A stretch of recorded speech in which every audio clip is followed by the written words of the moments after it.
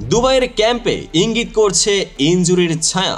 ভারতের হিরোদের প্রস্তুতির মাঝেই হঠাৎ করে জসপ্রীত বুমরাহের অনুপস্থিতি ও ঋষভ পান্তের বাম হাঁটুর নতুন আঘাত কি প্রভাব ফেলবে এইসব পরিবর্তন?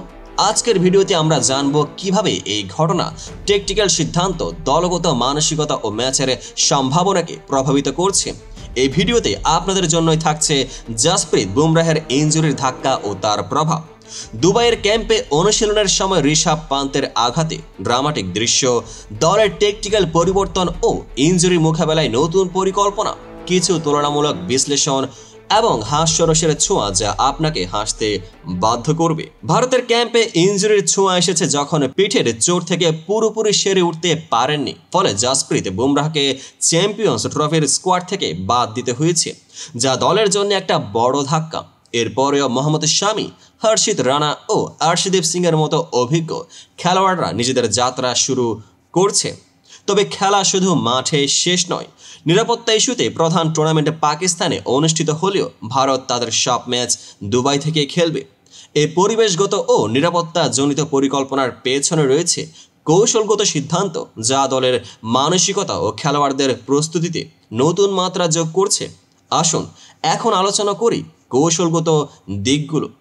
বুমরাহের অনুপস্থিতি, পিঠের চোট থেকে সেরে উঠতে ব্যর্থ হওয়া বুমরাহকে দল থেকে বাদ পড়া শুধুই একজন বড় খেলোয়াড় হারানোর বিষয় নয়, এটি দলের ব্যাটিং ও বোলিং ব্যালেন্সে প্রভাব ফেলতে পারে।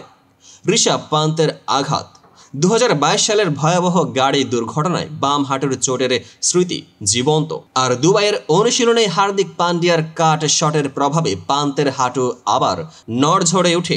প্রথমে আইস প্যাক, পরে স্টেপ, তবে তবু তার চলাফেরায় অস্বস্তি। এই আপাত সাময়িক ইনজুরি থেকে কিভাবে দল প্রতিক্রিয়া দেখাবে তা আজকের আলোচনার অন্যতম বিষয়। টিমের নির্বাচন ও কৌশলগত সমন্বয়। রেজাল্ট বোঝাতে চাই কিছু খেলোয়াড় নিশ্চিত, কিন্তু ইনজুরির ছোঁয়ায় দলের একাদশে পান্তের অবস্থান নিয়ে উঠছে প্রশ্ন।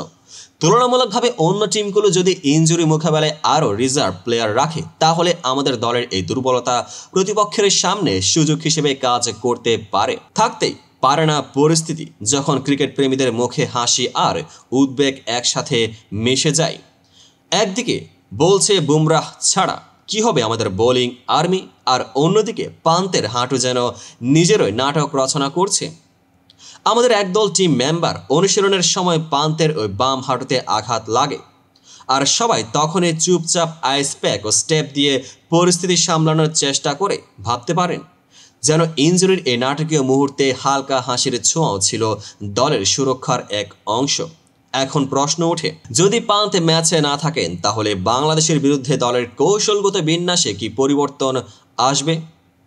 একদিকে ইনজুরির এই ঝুঁকি এবং অপরদিকে নতুন ট্যাকটিক্যাল ফর্মুলার প্রয়োগ, সব মিলিয়ে ম্যাচের ফলাফলকে নিয়ে দৃঢ় মতবিরোধ তৈরি হচ্ছে।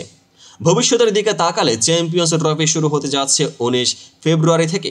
বাংলাদেশ, পাকিস্তান ও নিউজিল্যান্ডের বিরুদ্ধে ভারতের শুরুর ম্যাচগুলো কেমন চলে তা সময় বলে দিবে। আজকের ভিডিওতে আমরা জানলাম কিভাবে ইনজুরি ও টেকটিক্যাল সিদ্ধান্ত দলের সামগ্রিক কৌশল ও মানসিকতায় প্রভাব ফেলতে পারে। আপনার কি ভাবনা? পান্তের ইনজুরি ও কৌশলগত পরিবর্তন মোকাবেলা করবে? কমেন্টে জানান এবং ভিডিওটি লাইক ও শেয়ার করতে ভুলবেন না। পেজটিকে ফলো করে পাশেই থাকুন।